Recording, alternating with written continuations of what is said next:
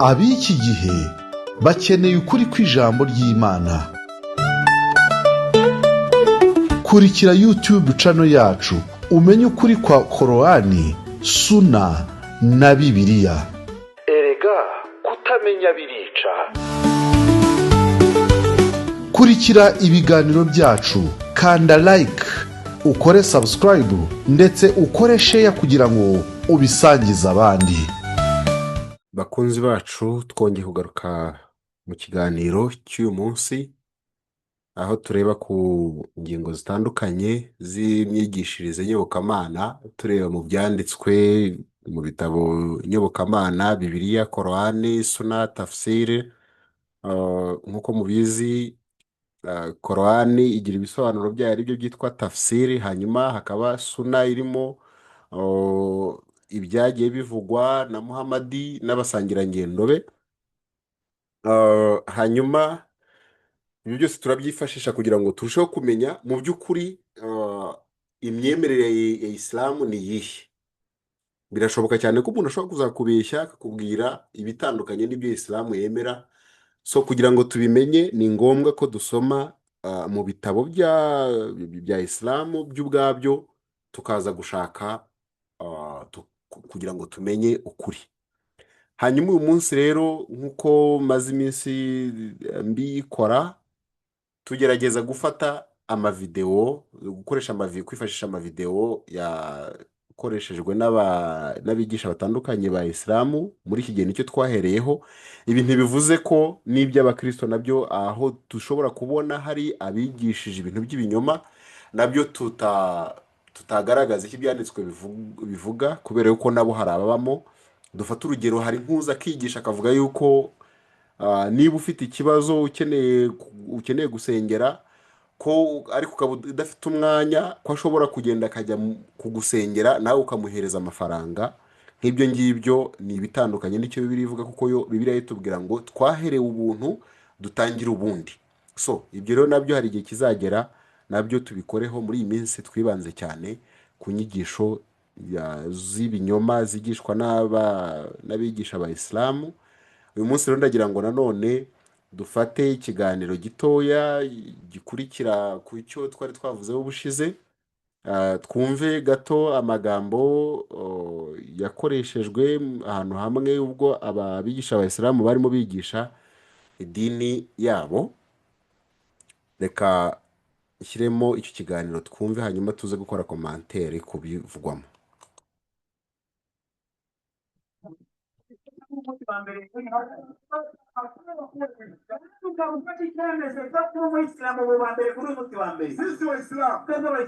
Atuandikishe barua kwa kuingia Uislamu. Ntabwo twebwe dusinyisha umuntu amasezerano yo kwinjira mu Uislamu. Hakuna karatasi ya kulipa. Rwose nta nubwo dutanga resi ngo wishyure yanaya. Wakati unasikia roho yako, igihe wowe umutima wawe ufashe icyemezo, inakukubalisha kuwa Muislamu. Icyemezo ukavuga uti njyewe umutima wawe unyemeje kuba Muislamu, tayari unakuingiza yose tukwinjiza mu idini rya Kiislamu. Ndio sababu walikusomea Waroma 10:10. Niyo mpamvu twagusomeye Abaroma igice cya 10.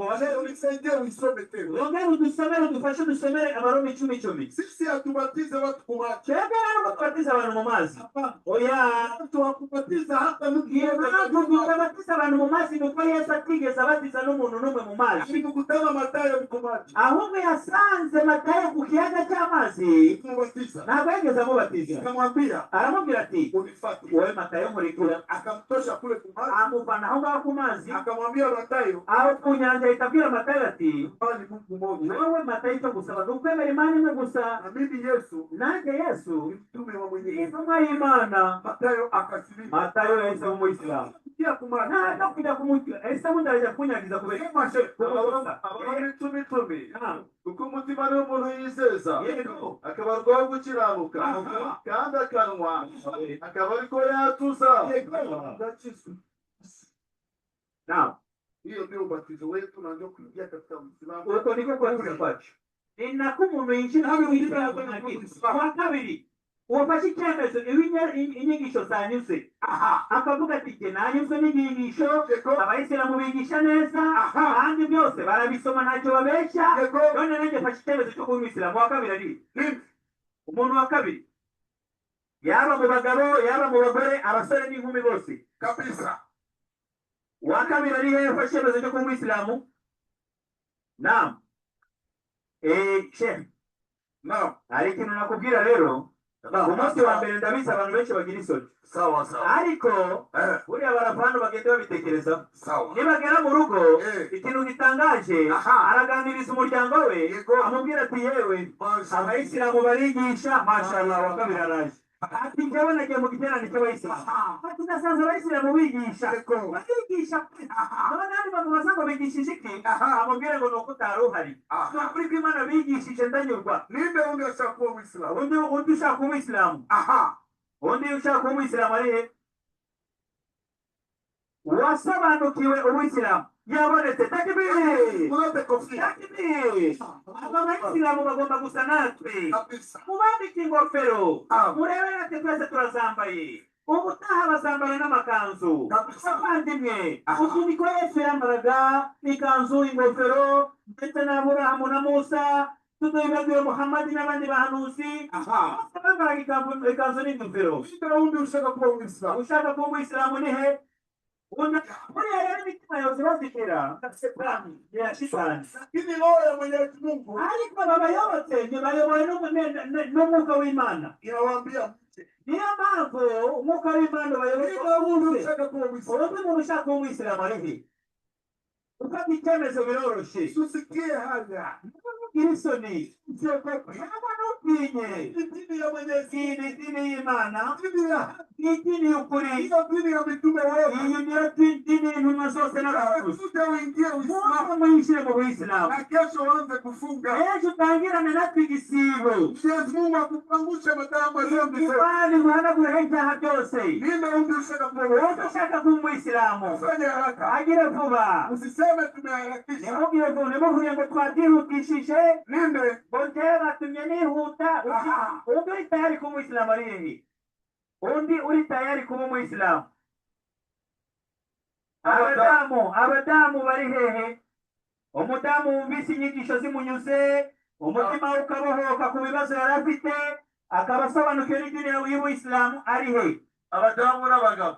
yego abakecuru abasaza abasore n'inkumi iri dini ntirigira imyaka ntirigira igitsina gore cyangwa igitsina gabo ntirigira ubwoko ntirigira akarere ni idini rifunguye ku bantu bose Basobanukiwe.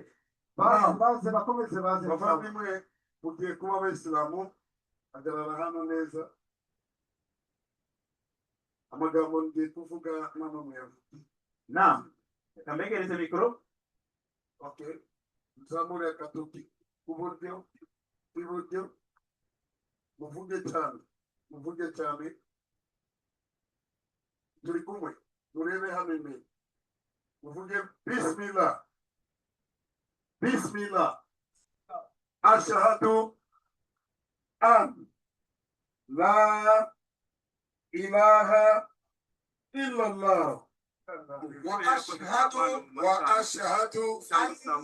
أن محمدا عبده ورسوله ndahamya ndashidikanya bimvuye ku mutima mvugisha ururimi rwanjye nazabishyira mu bikorwa ko nta yindi mana ikwiye kugaragirwa mu kuri uretse Allah nkanahamya ko Muhammad ari intumwa y'Imana n'umugaragu we aka kanya bamaze kuba abayisilamu none rero akantu gato gusiga amasegonda iyo umuntu amaze kuvuga iri jambo mubwire musabure hejuru iyo umuntu amaze kuvuga iri jambo ikintu cya mbere Imana ita imuha akado ni ukwita kubabarira Imana ikubarira ibyaha byawe byose indimo Imana igira iti al-Islamu yajubu ma qabla ubuyisilamu buhanagura byawubanjirije bakunzi bacu ngira ngo ngerageje gukina iyi video yose kugira ngo muze kumva ariko reka ngaruke ku kintu kimwe. Hari amagambo hano basomye yo mu Baroma igice cya 10 Abaroma igice cya 10 duhereye ku murongo wa cyenda, uwa cumi niwo Sege yasomye hano, arimo avuga ko muri isilamu badasaba amafaranga, nta kindi kintu basaba. Icyo bagusaba nta kindi ngo ni uko wizera, hanyuma kwizera ngo kaba ariko gutuma uba umuyisilamu. Ariko ndagira ngo mbabwire ko iki ngiki nacyo ubwacyo ari ikinyoma. Yakoresheje amagambo avuga ngo mu Baroma igice cya 10 umurongo wa 10, ashatse kugaragaza ko ari bwo buryo isilamu yizeramo. Ariko aya magambo ni amagambo afite icyo avuga abantu bakwiriye kwizera. Mbere yo kuvuga ngo kwizera, ugomba kumenya ngo icyo nizera ni iki. Hano rero Pawulo arimo yandika ku murongo wa 9 yaravuze ngo niba watuza akanwa kawe yuko Yesu ari umwami, ukizera mu mutima wawe yuko Imana yamuzuye, uzakizwa. Kuko aravuga ngo kuko umutima ari umuntu yizeza akabarwaho gukiranuka, kandi akanwa akaba ariko yatuza agakizwa. Ndagira ngo noneho wowe uteze amatwi, ese idini ya Isilamu yigisha kwemera Yesu ko ari umwami? Yizera se ko Imana yamuzuye? Kuko ibyo tugomba kwizeza umutima ni uko Yesu ari umwami, kandi tukizera yuko mu mutima wacu icyo tugomba kwatura ni uko Yesu ari umwami, tukizera mu mutima wacu yuko Imana yagize gute, yamuzuye, tukabona gukizwa.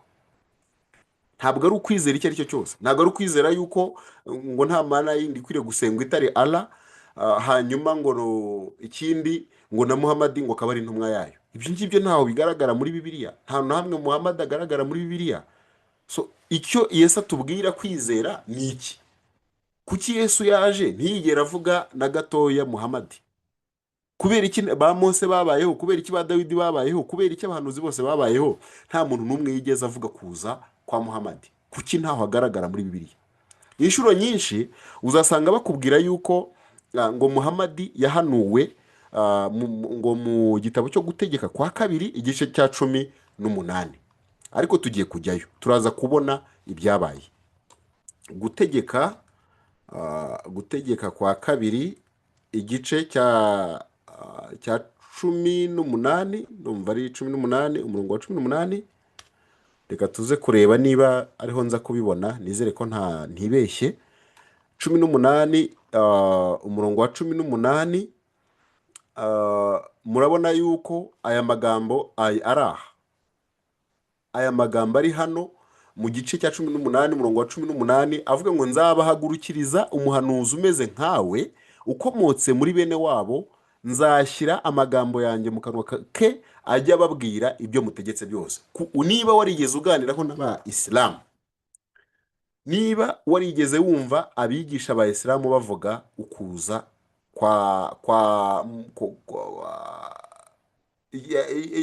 uburyo ngo yahanuwe muri Bibiliya, ibi ngibi wahita usanga ko ahantu hambere bavuga ni hano mu gitabo cyo gutegeka kwa 2.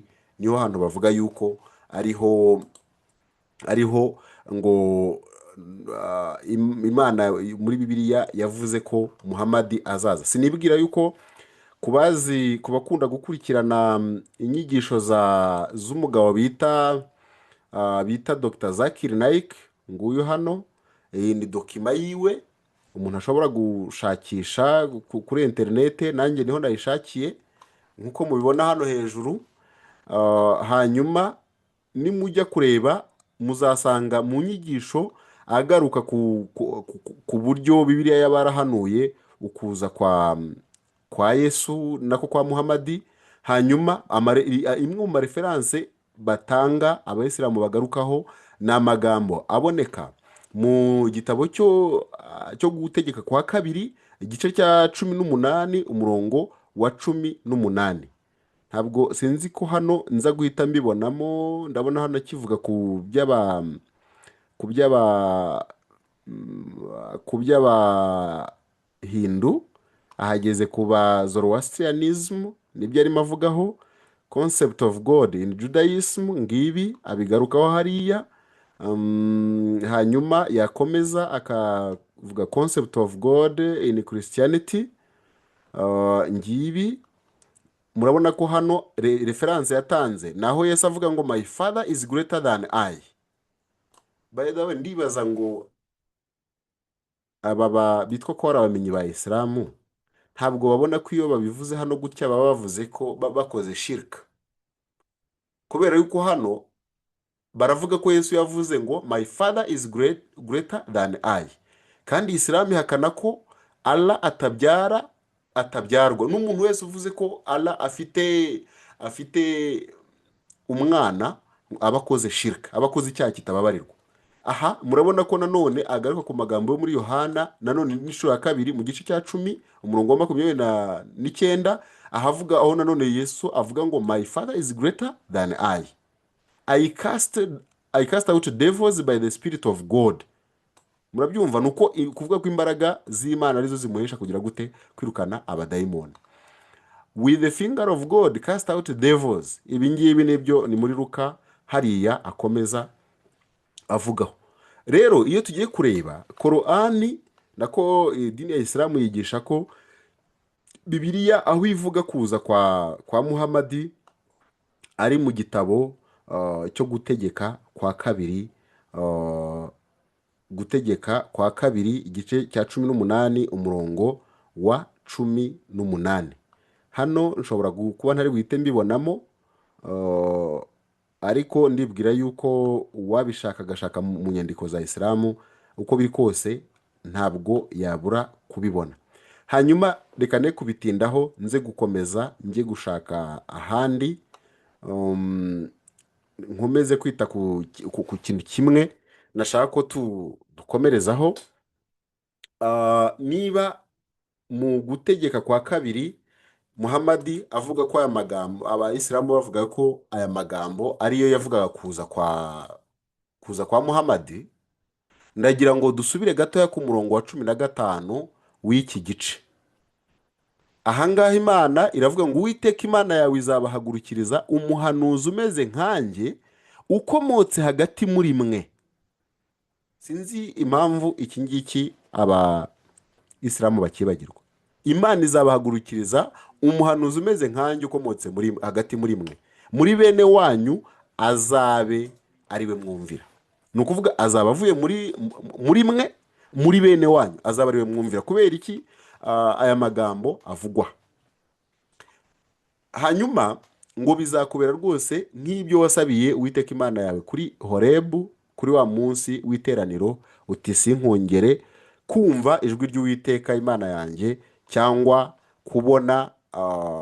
kubona uyu muriro mwinshi.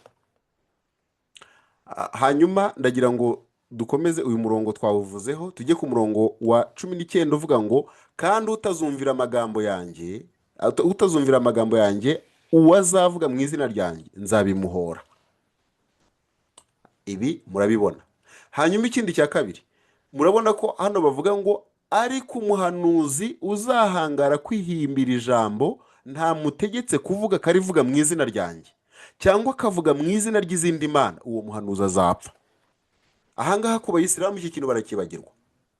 Ahangaha iby'Imana yavuzemo hano, yaravuze ngo umuntu uzahangara kwihimbira ijambo nta mutegetse kuvuga akarivuga mu izina ryanjye cyangwa akavuga mu izina ry'izindi mana, uwo muhanuzi nta kabuza azagira gute, azapfa. Reka nze mbereke rero uburyo ibyo ngibyo byaje gusohora kuri Muhamadi yavuze ibi bintu avuga ko arimo abivuga ko Imana arimo avuga ari Imana imwe n'iyo abakristo bavuga ari Imana imwe n'iyo Abanyayisirayeli bizera.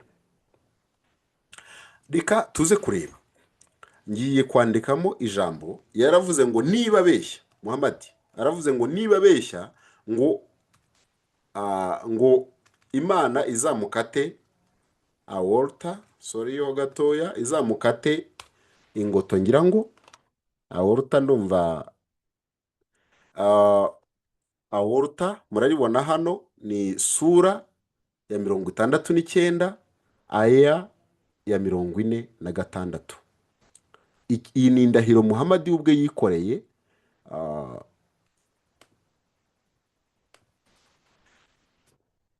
Hano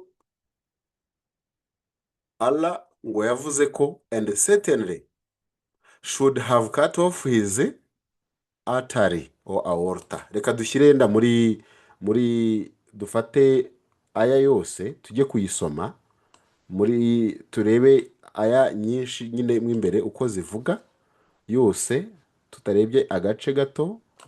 Hano ndabona byabaye binini, reka ngabanye tuze kongera kurebaho.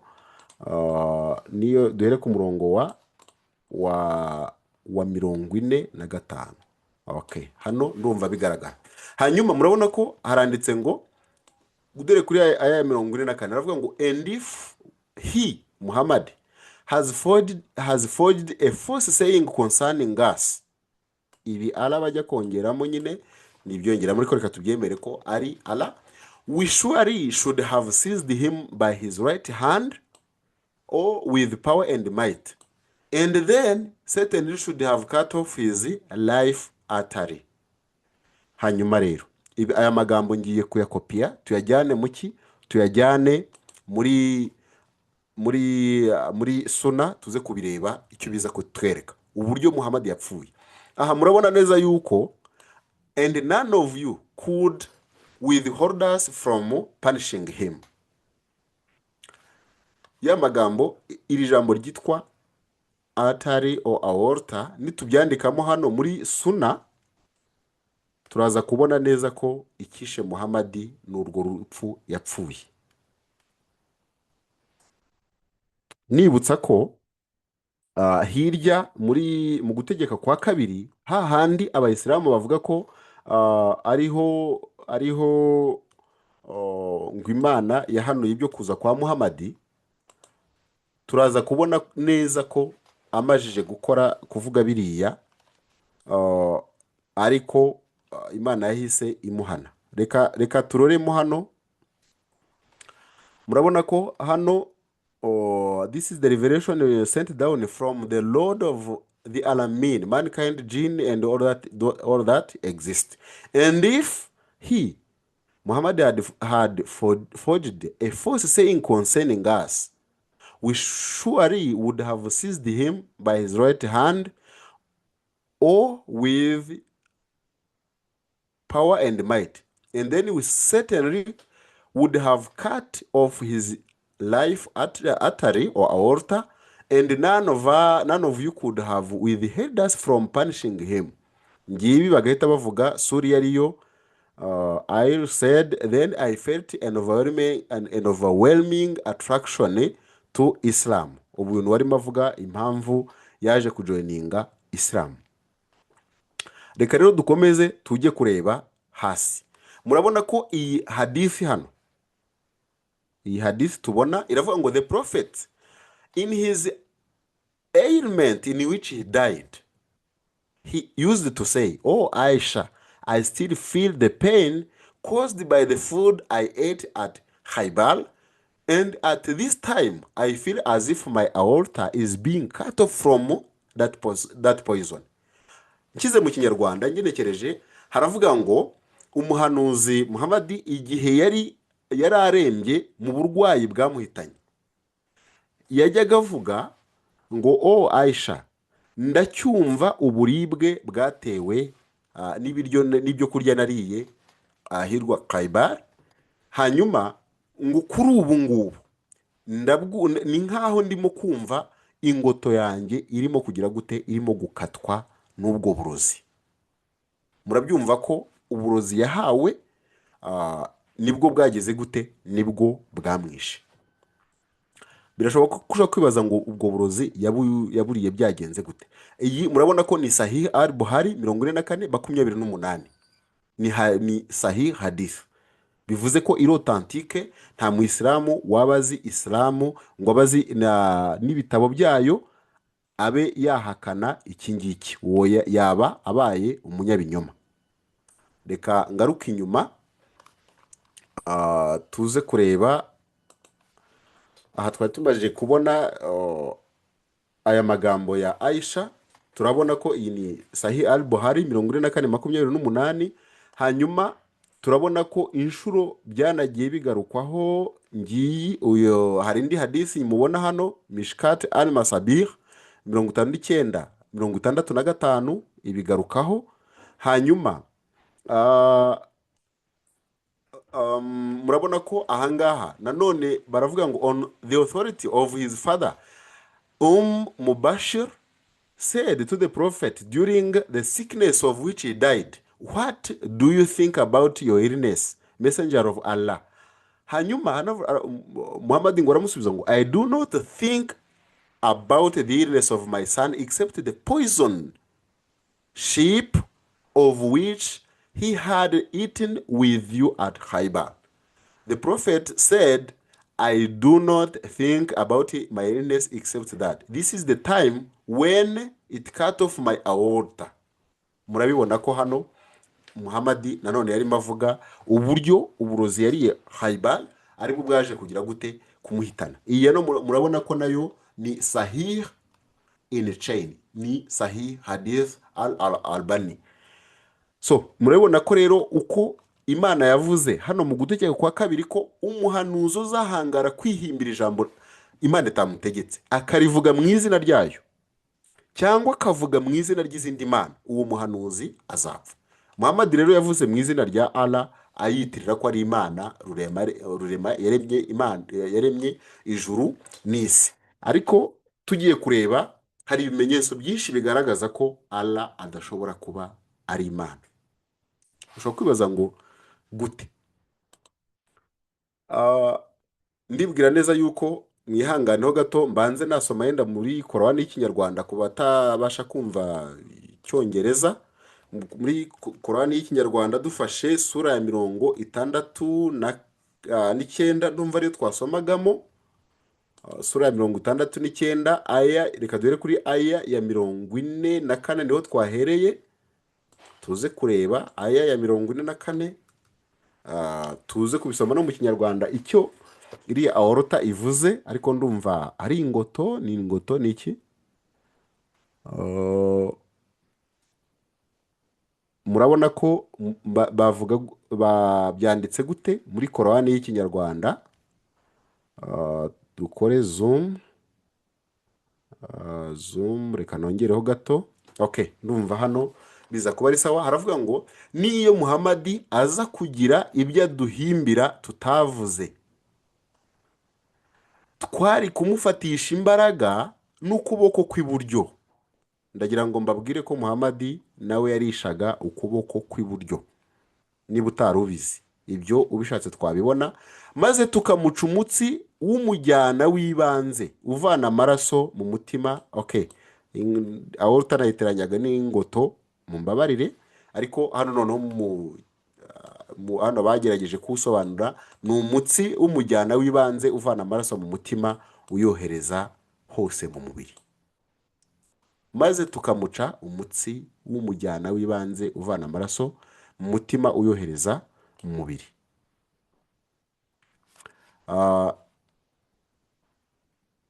Mu Cyongereza, and then we certainly would have cut off his life artery. Ibi murabibona ko hano tubonye ko Muhammad niko yaje kugira gute, niko yaje gupfa. Kandi Imana yari yavuze ko umuntu nihimbira ijambo akarivuga mu izina ryayo cyangwa mu izina ry'izindi mana, uwo muhanuzi azapfa. Rero Muhammad nawe nuko yapfuye. Kubera iki Imana yabivuze? Nuko yangaga kuvuga ko umuntu avuga ibintu mu izina ryayo.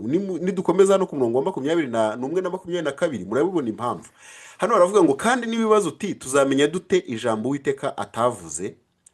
Hano baravuga ngo umuhanuzi navuga mu izina ry'Uwiteka hanyuma icyo yavuze ntikibe, ntigisohore, icyo kizaba kitavuzwe n'Uwiteka, uwo muhanuzi azaba ahangaye kukihimbira, ntuzamutinye. Ibi ngibi murabibona. Muhammad afite ibyitwa ubuhanuzi bwinshi yagiye avuga bitigeze bisohora. Shobora kubabwira neza yuko hari inyandiko zigaragaza ko mu mitekerereze yiwe yumvaga imperuka y'isi zaba mu gihe kitarenze imyaka 100. Ndetse avuga yuko kimwe mu bimenyetso byayo ari uko hagombaga kubaho intambara hagati y'Abaromani n'Abayisilamu. Noneho bamara kurwana abaromani bagatsindwa. Ibyo ukeneye kubibona wabisanga twabisanga dushobora kubibona muri sura ya 30. Reka dushyiremo sura ya 30 kuko ndumva ari ivuga ku bijyanye n'abaromani. Iyi ni sura Ar-Rum, sura y'abaromani. Ndagira ngo mbabwire ko nyine sura za Isilamu murabibona hano ni Ar-Rum, ni sura y'abaromani. Noneho murabona ko hano aravuga ngo abaroma baratsinzwe. Noneho hano bakavuga ngo gutsindwa kw'abaromani kuvugwa muri uyu murongo kwakomotse ku ntambara barwanagamo n'abaperesi. Ibi ngiye murabibona. Ngerageje kujyana hano hirya, reka nongere nkurure, ndabona hano biza kugorana ko twabisomera icyarimwe, ariko ningabanya ninkora zoom out gutya, murabona hano haranditse ngo uku gutsindwa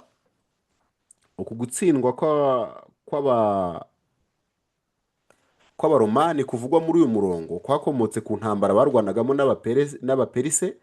Muri icyo gihe ababangikanyamana b'Imaka bifuzaga ko abaperise batsinda abaromani kuko basengaga ibigirwamana nkabo, mu gihe ku rundi ruhande abayisilamu bo bifuzaga ko abaroma ari bo batsinda kuko bari abanaswara.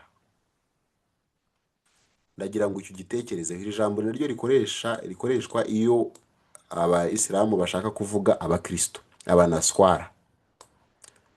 Ndibwira ko ahari bwo ari igihe kizagera bakadusobanura icyo rivuze, ariko ni uko ubundi Isilamu n'ubundi ari abanaswara iyo hafata abasenga ibigirwamana.